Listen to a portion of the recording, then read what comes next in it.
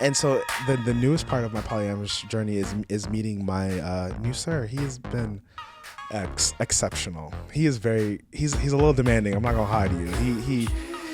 He gave me a list of things to do this week in his absence. That's a whole kink.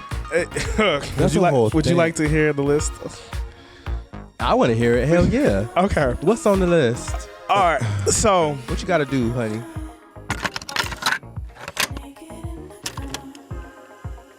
Okay. So every day I have to. So a couple weeks ago he made me find a quarter and a penny. The quarter had his birth year on it, and the penny had my birth year on it, and it was a signification of he is over me. He is greater than I am. Okay. And so I have to keep it on me at all times. A quarter and a penny? A quarter and a penny. I'm the quarter, you're the penny. That's a new fucking, in case you forgot. Know your place, ho. But I feel like it could have been like, I guess I can't be a dime. Like, I said I could be a nickel to be a penny. Penny, bitch. I'm sorry. Continue. Remind me of Kevin Hart. But so I have to keep this thing on me at all times. So he went on a cruise this week, and he went out of town. So he knows I'm training for a bodybuilding competition. So every punishment I get, if I do something bad, it's always physical. So this week I had to send him a picture of my quarter and my penny every day. I have to do daily check-ins with him. So one of them is my obedience check-in, and one of them is my praise check-in. So every day I have to tell him something that I felt like being disobedient about, or something that I felt like I wanted to be bratty about.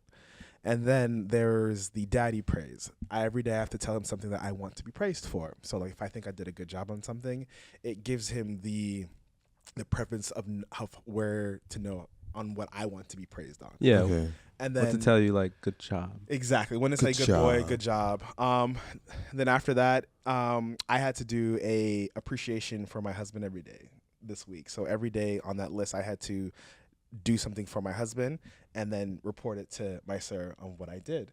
I also had to read 2 chapters of a book that we're reading, and I had to write a 250-word essay on this book as well. Okay, getting kind of wholesome.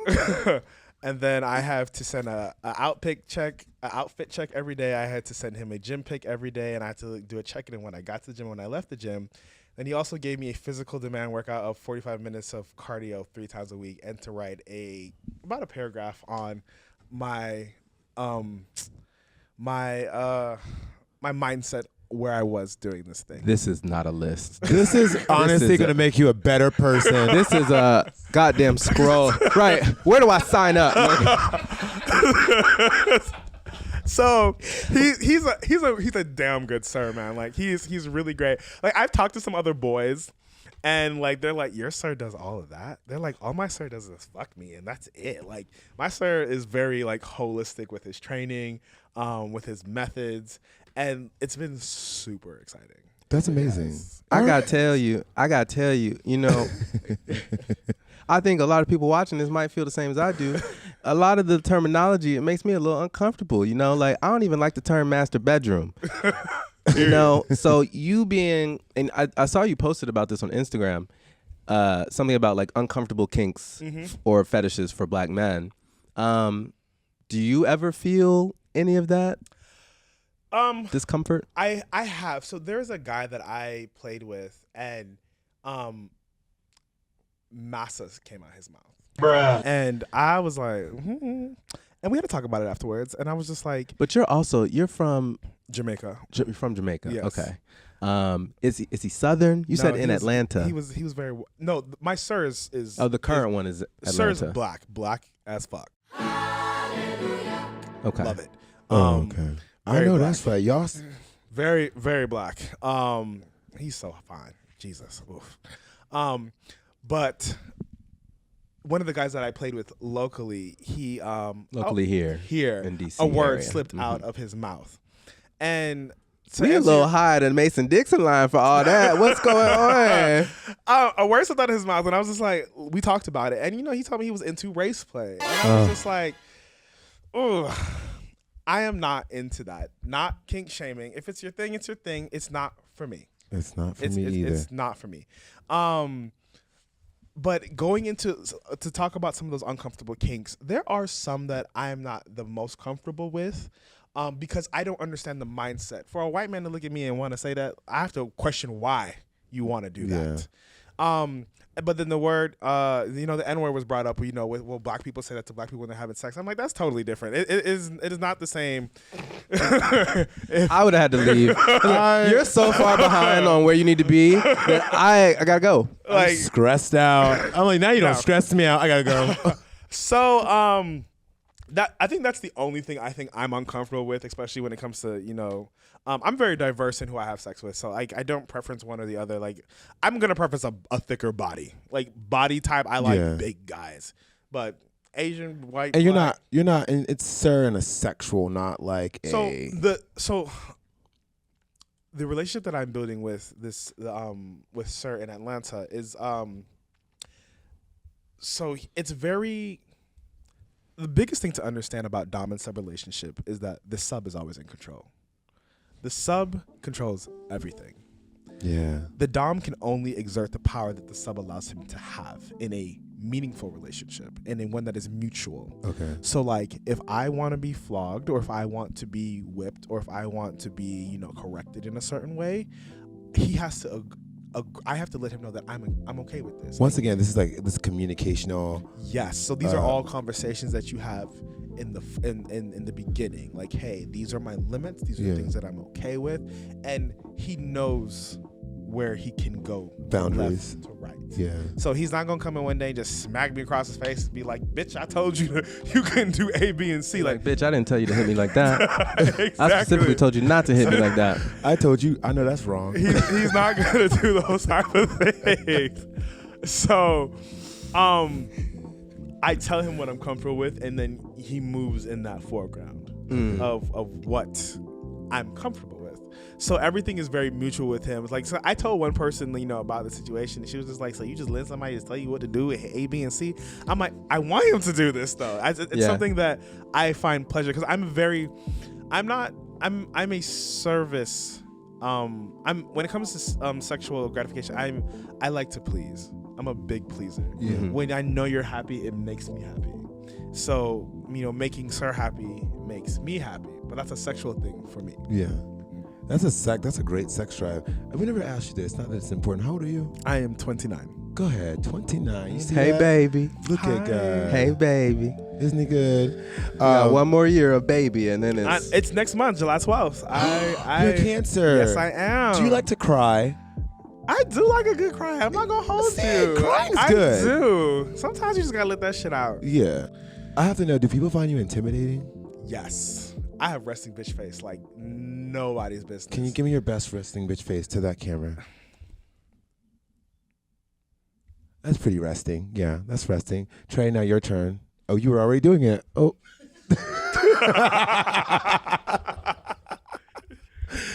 And I'm looking at mine. These bitches think shit is funny. And it's really not. Because we fucked this whole setup, right? You want to go outside? Anyway, what are some of the challenges in kinks for black men? A friend and I, we are actually about to start a series on this. I think one of the biggest challenges for black men in the kink and fetish community is really the ability to have a safe space to express themselves. So we kind of did touch on this earlier. Mm-hmm. You don't know how many people, when I started my Instagram page and I was posting, like, I remember the day I posted, I went to a fisting event and I did a recap of like what it was to be at the fisting event. I'm fisting top currently. And so many. Yeah, that's the first thing you do. 1 finger, 2 fingers, 3 fingers. Yes. So many black gay men messaged me. And like one dude sent me a video of him prolapsing. He was like, I would love for you to fist me.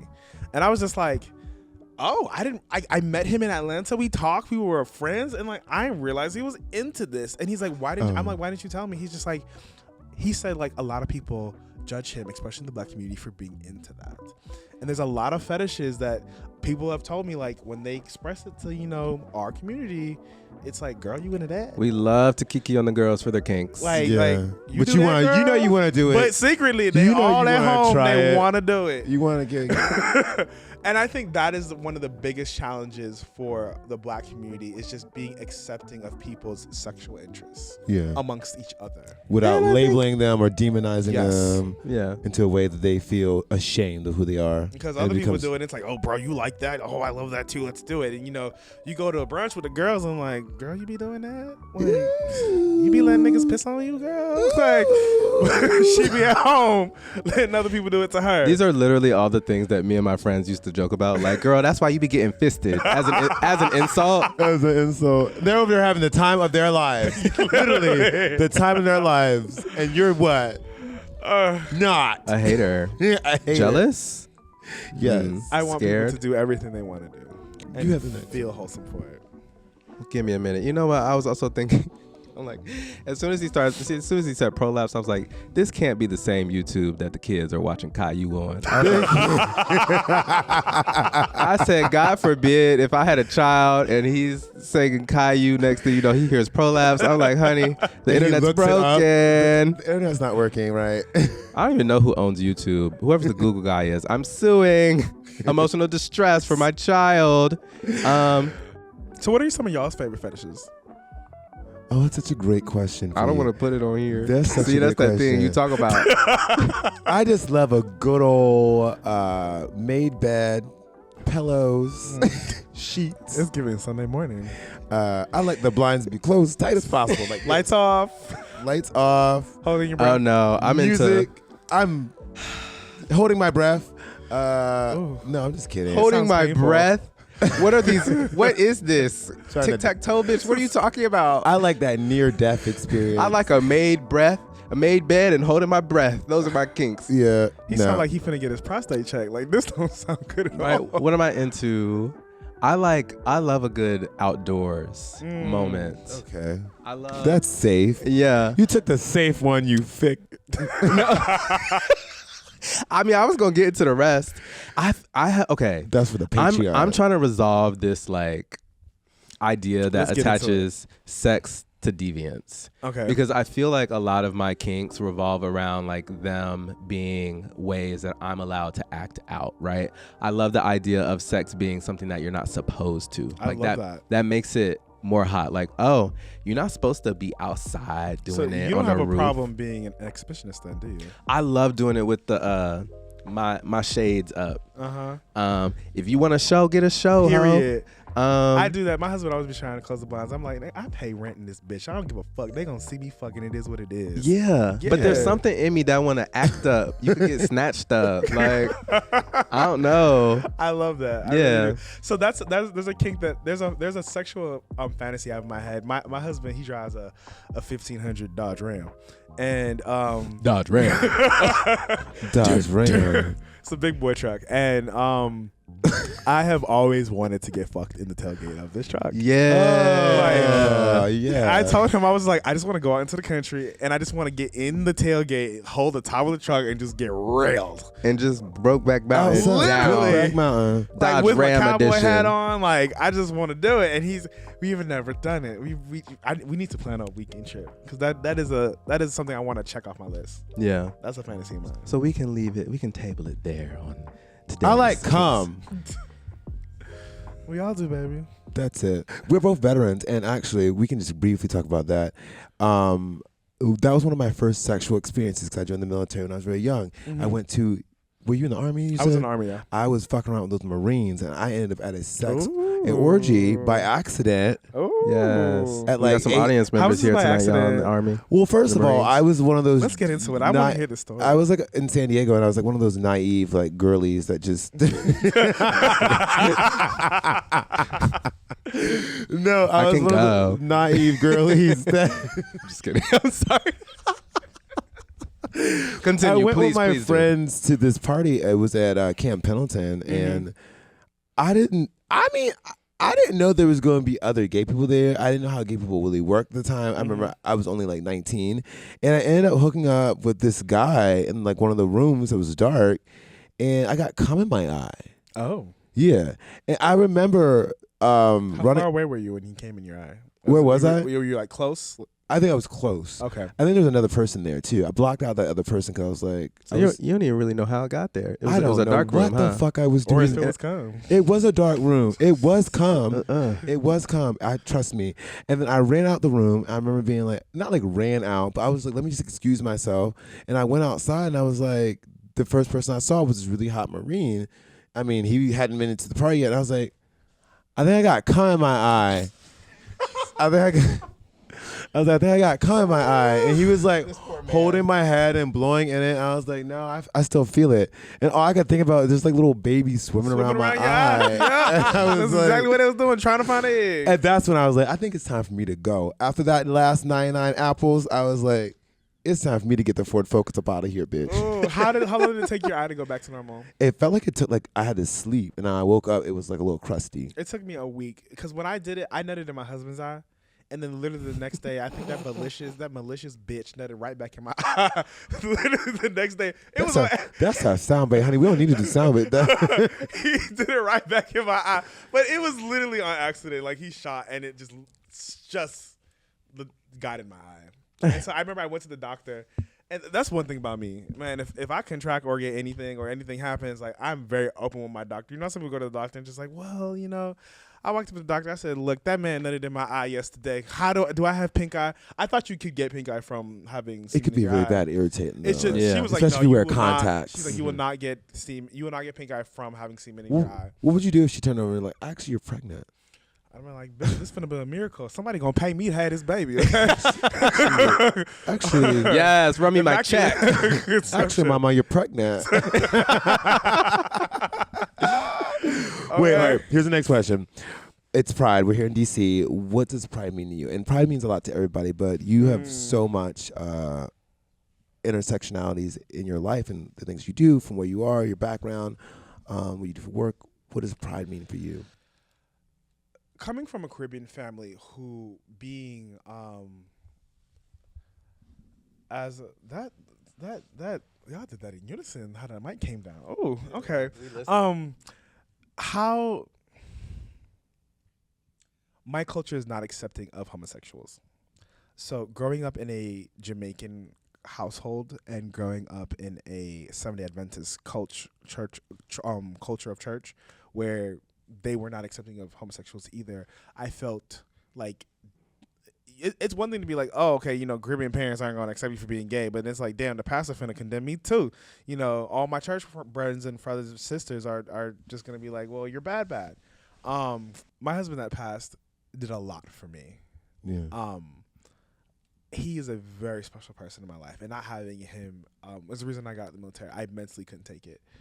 That man really taught me what it meant to be loved, and he allowed me to learn to understand that I was worthy of being loved. And to me, pride is accepting, honestly, it's really just for me it was accepting who I was and being allowed to have the family that I wanted.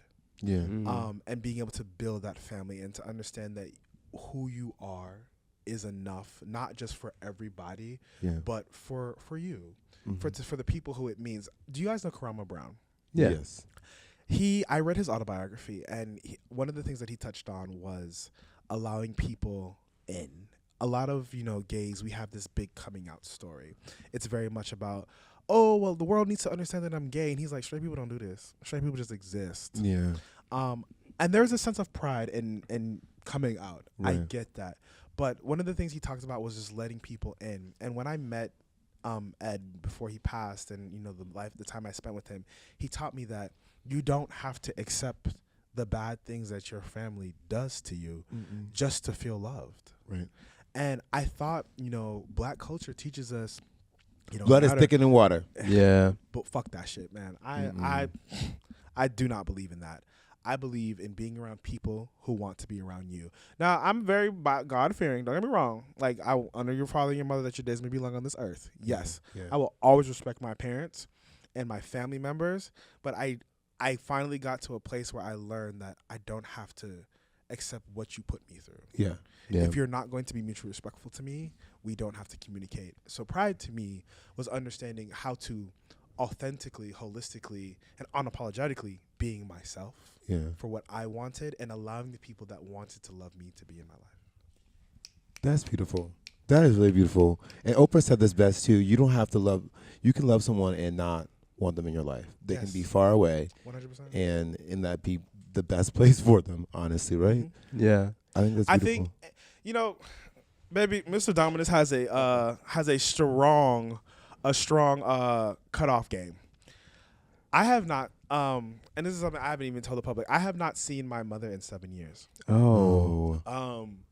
And it's not because I don't love my mom. I love my mom. Yeah. I had a great relationship with her. But my mom was very disrespectful to my husband. Yeah. She would like call me and be like, "How's your little friend?" Yeah. And I'm like, there ain't no way I could look at you as a kid and look at you and call your husband your little friend. Yeah. And one of the things she said to me was one day, she's like, "So is my relationship with you dictated upon me respecting your husband as your husband?" I said, "Yes." It's not just respecting. It's respecting you. It's respecting you and your boundaries. She's like, "I'm not gonna respect him as your husband, and if I have to call him your husband, we don't need to talk." I said, "Okay, well, have a good day." Hung up the phone. Yeah. And I've had that with other my family members that I had it with my father. My father kept calling me. He's like, "How's your friend?" I'm like, and I played the game. I'm like, "Oh, Nadia, my best friend in California." No. I'm like, "Oh, Nydia, the one in the army." No. He's then like, why even ask? I said, which friend you talking about, Dad? And he's like, your friend. I said, "Oh, you mean my husband?" I said, "Husband." He's like, "That's my husband."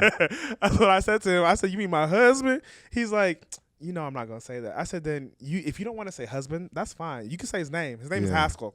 Like, you can say his name, but don't call me and be disrespectful to the person who I choose to be with. Right. Because I can't do that to you, and I wouldn't do that to you. Right. And my culture is very, they perpetuate this ideology of, because you are a child, because you are my child, I can treat you however I want for the longevity of your life. Mm-hmm. And that was a place where when I turned 21, I had to have a hard conversation with my mom, and I was like, "You're gonna have to respect me. Yeah. I love you, and I'm your child, but you can't just talk to me any type of way." And that's really big of you to stand up for yourself. It was hard. And set boundaries. It's hard to set boundaries with people that never taught you to set boundaries or never had boundaries for themselves, honestly, because it's just like a generational psychological thing of like, until you do it, then you can teach other people to do it, and they'll start to do it and do it better. But it's really important to do that in any relationship, and I guess it starts with the people that's known you the longest. 100%. Yeah. I also hope that there's room for growth on her part, or your parents' part, because my dad, when I first came out to him, started at a place where he was like, "Well, it doesn't sound like it was a choice to be gay, but it sounds like you have a choice to make." Mm-hmm. And, last night I just got in from New York, and I got the warmest welcome from my dad I've ever gotten in my life. And at a time where I'm one of the most outspoken online as I've ever been, and he's watching my videos and he's accepting me and he's proud of me, and like, I love that. I don't know. It just breaks my heart, I guess, when I hear about people becoming estranged from their families just because I do have a valuable relationship with my family. But also, you were talking about like pride, and it's interesting that we have to come out as gay, right? Yeah. Like, I have a video coming out soon. Watch out for it, y'all. It's going to be called "I'm Not Just Gay, I'm a Punk." I love that. Because I feel like pride, it's weird that gay is the term. And I was reading this book recently that taught me that they came up with the term homosexual first before heterosexual, right? And so like, you're focusing on someone's sexual behavior to identify them as a person, right? Like, gay is about where I put my private parts, whereas me being a punk is about who I am fully, in the bedroom, out the bedroom, in my soul. When I go to heaven, who I'm gonna be. A punk through and through. Hell or heaven, that's where, exactly, punk. Yeah. And so, I don't know, I just wonder if we can ever get to a place where we're like proud of who we are without having to be this is where I like to put my parts. I think we can, but there are times in the century when that wasn't an issue. And, you know, sometimes history tends to repeat itself. But I do believe it takes people like you guys being content creators and putting this stuff out there to let people understand that, you know, there are safe spaces for us and we can just be who we want to be. Like, I love Pride and I want Pride to continue, but I want people to get to a place where, you know, this is a celebration month, but the rest of the months they just can be who they want to be. I like Pride for the fact that we get to come together and we get to see old friends and faces and, you know, partake and celebrate. But I would love for this please don't cancel me. I would love for us not to have to come out anymore. That's nothing to be canceled. Like, That's nothing to be canceled. I would love for that to not be a thing anymore. Like I don't have to have a coming out. She parade. said she's done with Pride. Did you hear that? I never said that. No. Put them floats up, ho. I don't want to see no more Snoopy. I just want people to be like, oh, you're gay? You suck dick? Okay, cool. Okay. Yeah. You want to go get a beer? We're getting closer. We won't live to see it, but We're getting closer. We're getting closer In certain parts of the world. The cities. Yeah. We do. I think we got one. Like, what's your message? Like, you know, I would that you want love to for send that. to the world. We took a look at your content. The brand is strong. What do you want to say? I just want that. Like, guys, just be intentional with everything that you do, and be the best at what you do. If you're gonna suck a dick, suck it well. If you're gonna be in a relationship, do the relationship well. I would say last thing, learn how to set boundaries. That is my biggest thing to you guys. There's nothing wrong with liking what you like, but understanding where your comfortability levels I just want is that very important. And I feel like if people could learn to set their own personal boundaries, a lot of things that we endure in our relationships would not happen. No excuses. Y'all got ChatGPT and YouTube and all kinds of shit we didn't Use have the growing AI up. hoe. So teach yourself some boundaries. We'll teach ourselves some boundaries too. Yes. I will be in Baltimore tonight, guys, at the Red Code event and some leather in the dark rooms. So if you guys want to come out there and have some good fun, I will be there. I just want that. Like, gonna be there. She's gonna be working it, I'm honey. gonna work in the fucking room. Work this pussy. Yes. Work this pussy. Are you gonna go to Thirst at all? Yes, I'm gonna go to Thirst this evening. I am gonna go before I go to I'm gonna do the Thirst tonight or tomorrow, but I'm going to Thirst. Okay. Thank you for having me. Thank you guys for coming. You guys are always welcome. If you are ever in the DC area, my space is your space, 100%. You guys can find me on Instagram at Mr. Mr. Dominus Dominus _DC. It is the same, and on Facebook it is Mr. Dominus, and Twitter it is also Mr. Dominus _DC. That's where I'm at. These guys are amazing. From meeting you guys in the parking lot to being here, like the whole exchange has been swift. I loved it. Yes. I just want that. Like, NUS _ his hair is goals. Like, can you just do a little hair flip for us? And our in-house audience. Yes. Hold on, let's do a little video of everybody. And our in-house audience. Yay. Y'all are great. Yes. And you can just follow us on YouTube, Instagram, TikTok. We have so many different platforms to follow us. Most importantly, like, comment, share, and stay tuned for more content from us. Thank you so much. Happy Pride. Bye, guys. Happy Pride. Bye.